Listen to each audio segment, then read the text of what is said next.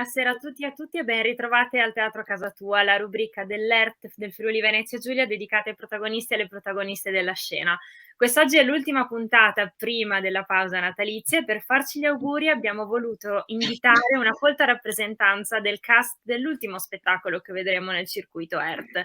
Quindi diamo subito il benvenuto ad Andrea Ortis, Antonello Angiolillo, Miriam Somma, Noemi Smorra, Antonio Sorrentino, una folta rappresentanza dello spettacolo Dante in musica. Grazie di essere qui con noi. Ciao, ciao, ciao a tutti. Ricordiamo appunto subito la data di questo spettacolo, che è un'esclusiva per il circuito ERT, mercoledì 22 dicembre alle ore 21 al Teatro Ristori di Cividale del Friuli.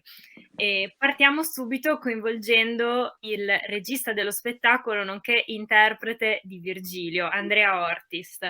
Ci puoi raccontare che cos'è Dante in musica? Guarda, Dante in musica è un'opera, intanto insomma saluto tutti e poi torno a casa perché io sono friulano e mi fa piacere dirlo, insomma, non è sempre semplice recitare in Friuli, ma adesso ci torniamo con Dante.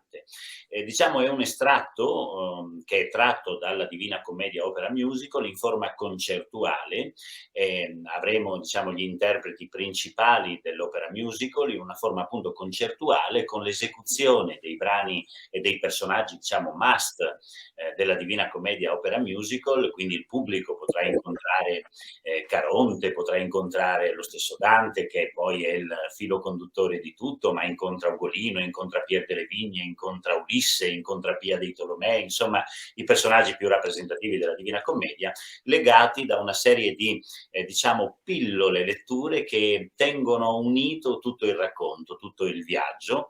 È una forma concertuale chiaramente che si presta rispetto alla Divina Commedia Opera Musical a spazi un po' più piccoli, ma proprio per questo abbiamo visto in una stagione estiva che è molto intima, permette una bella profondità anche di comunicazione. Con noi ci sarà anche parte del nostro corpo di ballo, 8 ballerini del cast originale della Divina Commedia Opera Musical e le musiche appunto che da anni insomma accompagnano il successo che è quest'opera. Dunque c'è la narrazione, c'è la Divina Commedia, ma appunto dialoga con altre espressioni, le espressioni tipiche del musical, quindi la musica e la danza. E in che modo è stato costruito questo dialogo? Cioè, che musica aspettarci per accompagnare Dante in questo viaggio? Beh, intanto non è possibile una musica sola, ma sono possibili molte musiche, perché molti sono gli ambienti sonori che lo stesso Dante diciamo, esprime o racconta nella Divina Commedia, nello scritto. Per cui il compositore, che è Monsignor Marco Frisina, ha attinto da alcuni suoni dell'inferno, del purgatorio e del paradiso per diciamo, costruire poi le sue composizioni. Le musiche sono musiche quindi che hanno una pelle, un muscolo, una carne nell'inferno, che ha una veste, se vogliamo, con suoni a volte più pop, come ad esempio nel brano di Pier delle Vigne, con chitarre elettriche e altro. Questa musica diventa una musica che si raffina, se vogliamo, su delle tonalità o dei toni un po' differenti, perché Dante nel 300 sente il gregoriano, quindi quel clima e quel racconto musicale, quel timbro, noi lo sentiremo nei brani del Purgatorio, e invece c'è un grande allargamento proprio di natura orchestrale, se vogliamo, luminoso, aperto, nel paradiso dopo l'incontro con Beatrice, nella conclusione diciamo del viaggio. Certo è un riassunto questo viaggio, no? Perché oltre 14.000 versi sarebbero difficili da raccontarci una settimana a Cividale, ma ci saremo volentieri. Però è un tentativo che è stato fatto, direi che più che un tentativo, è l'unico spettacolo teatrale al mondo che mette in scena la Divina Commedia nella mixture, in questo caso delle tre arti che sono la prosa, che sono il canto e che sono la danza. Infatti, cioè, l'anno che si sta per chiudere è stato un anno di grande attenzione verso la figura dantesca, ma non sono in tanti a poter dire di aver effettivamente messo i panni di Dante come farai a Cividale, come farà a Cividale Antonello Angiolillo. Quindi a lui che chiedo, che effetto fa essere Dante sul palco? Si sente vecchi, 700 anni, insomma, si sentono. No, è bello perché mi ha permesso di riscoprire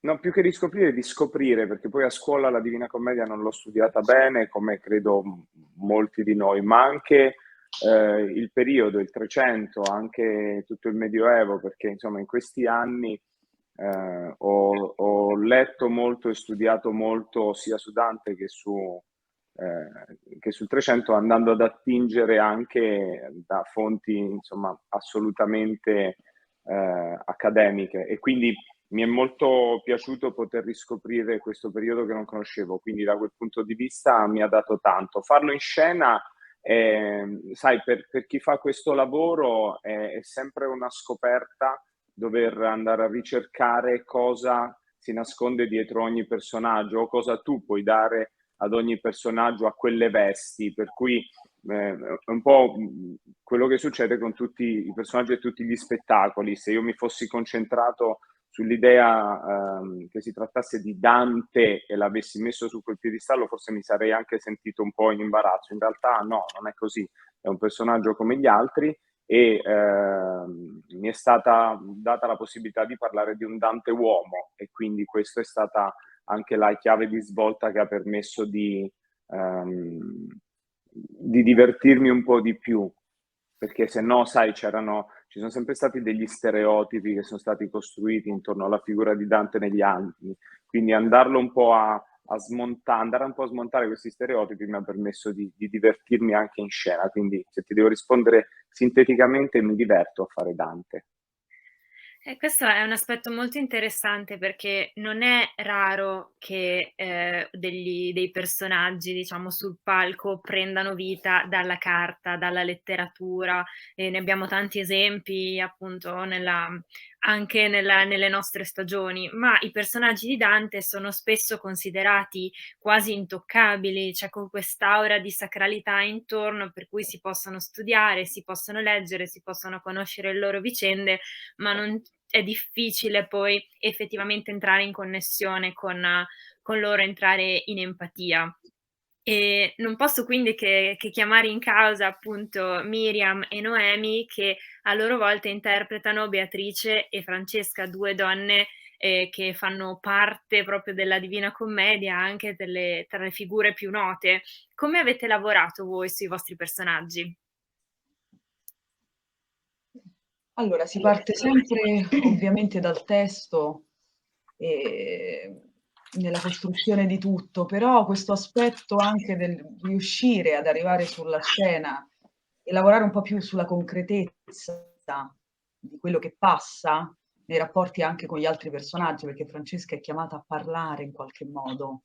E questo filo sottile di ascolto tra Francesca, Dante e Virgilio è un po' il perno sul quale io mi estendo per cercare di tirar fuori qualcosa di emozionale in quel momento, darle una sorta anche di concretezza, perché poi alla fine questa è una donna vera, cioè veramente esistita nel tempo di Dante, e questa è stata un po' la chiave, l'estemporaneità. Chiaramente è molto emozionante, è una grande responsabilità, perché sono quelle icone, come tante altre personaggi che noi abbiamo nella nostra memoria emotiva, no? A livello anche di studenti, perché ci sono alcune cose che ci prendono, soprattutto in quell'età, quando noi la studiamo. Quindi ogni sera effettivamente si sente, no? La chiamata del dover, no? Esserci con lo spirito e con il corpo, molto importante questo. Infatti, Sì. cioè, la parte che è interessante e che mi preme un po' sottolineare è che con la forma del musical si dà voce, si dà corpo, si dà una tridimensionalità ai personaggi. Sì. E appunto con Beatrice com'è andata? Con Beatrice abbiamo cercato di fare, cioè il regista ha cercato di fare con me quello che ha cercato di fare con Antonello, cioè di rendere viva un personaggio che Dante aveva idealizzato come un angelo lì ad attenderlo, ma abbiamo voluto dare carne e sangue a una donna, e quindi abbiamo cercato di renderla più umana possibile in questo come punto d'arrivo per Dante, ma in realtà come punto d'arrivo nella propria coscienza interiore. E quindi Beatrice per lui non è più un angelo lì in attesa, ma è quasi cioè no, quasi, è una donna che lo prende per mano e lo accompagna lungo tutto il percorso. E personalmente io ho dovuto concentrarmi particolarmente su questo aspetto perché Beatrice è ingabbiata in una partitura molto, molto sopranile e quindi per dar calore a una certa vocalità abbiamo fatto un bel lavoro e sinceramente sono abbastanza soddisfatta. E tutte le sere si ha la fortuna, come diceva Noemi, di incontrare negli altri i dialoghi giusti per poter tradurre questa diciamo, empatia, questa emozione che arriva. E questa è una cosa molto importante. Il teatro si fa insieme. Sì. Anche con il pubblico. Appunto parlavi di una Beatrice con una partitura, con una vocalità sopranile. Prima Andrea invece ci parlava di un Pierre delle Vigne quasi rock, molto pop. Sì. Antonio, ci Esatto, racconti del tuo esatto. personaggio? Beh, uno dei quadri più pop c'è una chitarra elettrica molto preponderante, però per assurdo è uno dei quadri forse con una spiccata emozionalità. È stato fatto un lavoro con Andrea sulle emozioni, io per rappresentare questo tradimento che Pier delle Vigne ha subito e ha, diciamo, lottato suicidandosi. Sai, io ho dovuto un po' cercare delle emozioni passate nella mia vita per riuscire a rappresentare questa cosa, perché di base credo che un po' tutti abbiamo subito un tradimento, delle male lingue, però la reazione, combattere questo con il suicidio, ecco, arrivare alle motivazioni che portano a un atto così estremo è stato un po' difficile, quindi inserirsi all'interno di queste emozioni. Devo dire che il canto di Pierre è un canto abbastanza sofferto, ma a tratti anche, tra virgolette, urlato, nel senso che lui in tutti i modi ci vuol far capire che non è più nulla, no? Dopo che il suo padrone l'ha tradito, lui non è più nulla. Ed è stato fatto un bellissimo lavoro con Andrea e è incredibile quanto ancora ad oggi riesca ad emozionarmi cantando questo brano. Quindi appunto abbiamo raccontato dei frammenti di Dante in musica, ne abbiamo raccontate delle parti e arriva, lo dicevamo prima, a conclusione di un anno in cui si è parlato di Dante tanto, si è letto di Dante, si è approfondito, si è raccontato. Secondo voi il vostro spettacolo che prospettiva aggiunge? Che cosa lascia al pubblico? O insomma anche che cosa sta lasciando al pubblico? Perché voi appunto siete già in tournée con l'opera. Bella domanda. Inizia. Apre una porta. Beh, Apre sicuramente una porta. Io penso che ogni essere umano si riconosca dentro questa storia e nelle vicende dei personaggi, nello stesso Dante. Esatto. E quindi beh, in questo anche nel modo... senso del distacco, no? Perché per esempio, invece quando mi capita di essere in ascolto tra Dante e Beatrice verso il finale, si capisce il senso, no, della separazione tra la vita e la morte. Non lo so, ognuno poi quello che vive nel suo quotidiano lo può Esatto. trovare in maniera molto forte, molto forte, molto Esatto. forte. È incredibile quanto il pubblico si possa identificare in uno anche dei personaggi, perché rappresentiamo veramente, al giorno d'oggi, ognuno di noi ha un personaggio che può essere, può appartenere, no, a un problema o comunque a un aspetto della quotidianità. E quindi la cosa che riesco a percepire a volte quando anche mi interfaccio con il pubblico è il fatto che riescono ad immedesimarsi in ognuno di noi. Questo è bello. Allora, della vita di Dante, quella non letteraria, si sa quasi niente, cioè nei secoli sono state solo interpretazioni che si sono estratte dalle sue opere, però in realtà si sa pochissimo. L'unico forse più attendibile è il Bruni, perché comunque era 100 anni dopo ha scritto la biografia, lavorava negli uffici, quindi forse ha avuto modo di attingere veramente alle carte di poter leggere. Per cui adesso gli studiosi, quelli veri, che arrivano alle carte, riescono a darci qualcosa di Dante. per cui diventa complicato secondo me poi portare in scena, tra virgolette, una verità in quel senso, mentre la cosa bella e interessante di questo spettacolo è che attraverso la sua opera, io personalmente nel mio ruolo, quindi andando a ricercare delle cose, ma attraverso la sua opera si tirano fuori delle emozioni che il pubblico può far proprie, ed è quello che io noto alla fine dello spettacolo, cioè i lunghi applausi, la voglia comunque di dirci grazie per quello che hanno vissuto, credo sia legata molto a quello che a loro è arrivato dentro, quindi a livello veramente emotivo.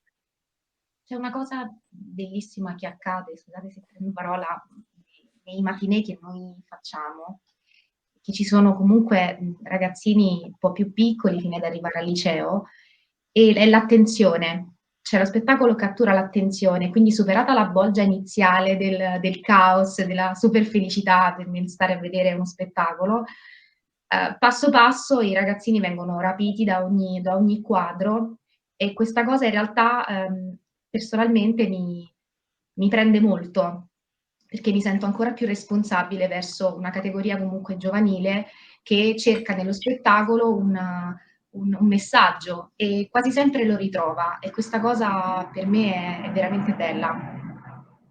Sai Angela, dicevi quale prospettiva o cosa aggiunge. Io direi che invece è la retrospettiva l'aspetto importante, ed è togliere. Ci si accosta a questa Divina Commedia spesso con paura, e quando lo si fa da attori si gonfiano queste parole ricordando lo straordinario Gassman degli anni 80-70. E la vera sfida è togliere. La vera sfida è scolpire, non è mettere, non è gonfiare. La tridimensionalità della quale parlavi, certo, spicca nelle tre arti del musical, però ti posso assicurare che anche parlo in questo caso anche da autore, la vera scelta è stata proprio quella di cercare di restituire alla parola il suo senso, perché altrimenti si commette il grande rischio di pensare che il pubblico ha bisogno solo di emozione, quindi si gonfia attorno, no, un vuoto, come spesso si fa in televisione, e tu hai il cantante immerso in 3000 luci e effetti, non vedi neanche il cantante. Invece qui il Dio a teatro è il testo, è questo che dal 300 va avanti, non noi. E questo allora andava, secondo me, bisognava restituire al testo la sua umanità, non gonfiandolo, ma bagnandolo dell'umanità di tutti noi, come ha detto giustamente Antonio, mettendosi in discussione su alcune cose, e pur nella musica, nelle scenografie, in tutto quello che vuoi, ma senza mai perdere di vista il testo, perché la parola è tridimensionale da sé. I libri che tu hai dietro sono pieni di ogni possibile fantasia, più di ogni scenografia, più di ogni canto, più di ogni musica. E le persone sono la vera poi fantasia di ogni paese, come del nostro amato Friuli. Ecco perché la retrospettiva.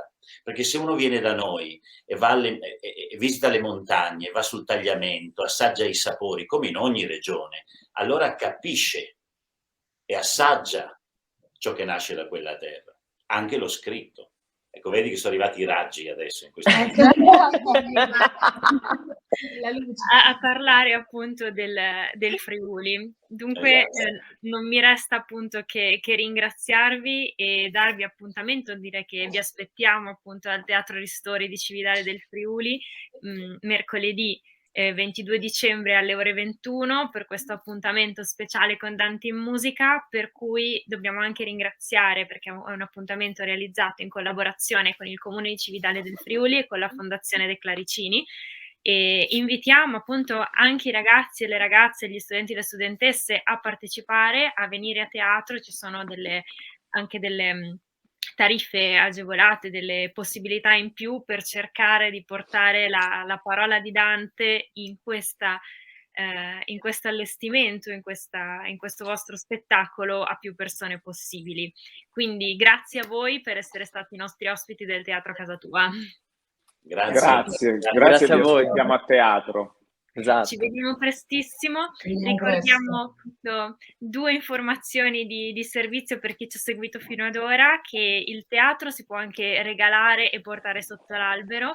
Quest'anno abbiamo promosso questa piccola campagna che si chiama Regalati il teatro. Le modalità sono semplicissime, è sufficiente contattare la nostra biglietteria, scegliere uno dei tantissimi spettacoli dei 28 teatri del circuito ERT e stampare il biglietto da mettere sotto l'albero. Tutto è sul nostro sito www.ertfvg.it. Il teatro a casa tua torna dopo le feste e potete nel frattempo recuperare tutte le puntate passate sul nostro canale YouTube, sul canale Facebook e sul nostro sito. Grazie a tutti e a tutte per averci accompagnato e tanti auguri.